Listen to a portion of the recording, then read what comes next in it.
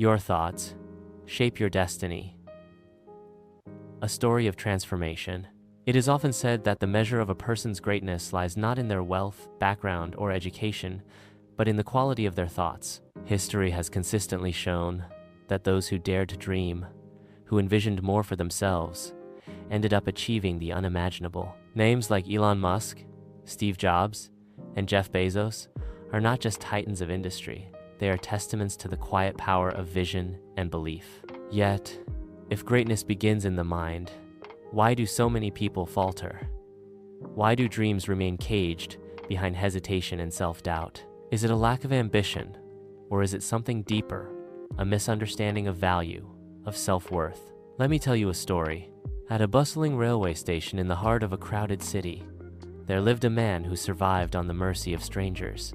Every day, from sunrise to sundown, he sat near the ticket counters, hand outstretched, eyes scanning the sea of passengers for someone kind, someone generous. He was known simply as the beggar, a man with no name, no identity beyond the coin cup he carried. One sweltering afternoon, as trains roared in and out of the platform, the beggar noticed a sharply dressed man step off the train. His suit was tailored, his shoes polished, his stride purposeful.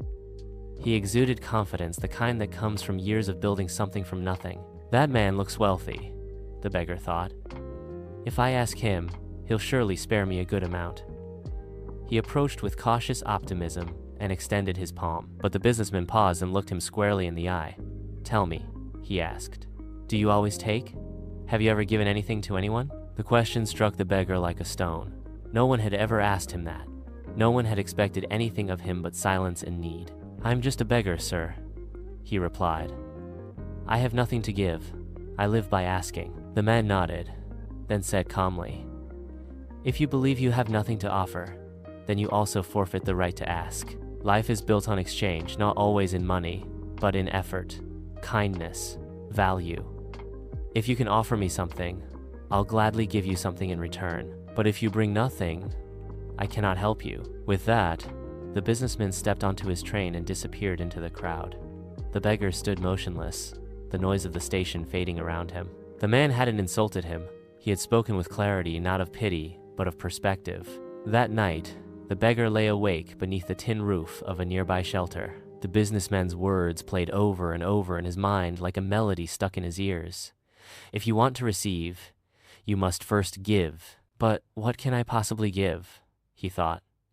I own nothing. I am no one. 2 days passed, and he didn't beg. Not a single coin. He was too consumed by the thought. On the third morning, something unusual caught his eye. Near the station fence, a cluster of wildflowers had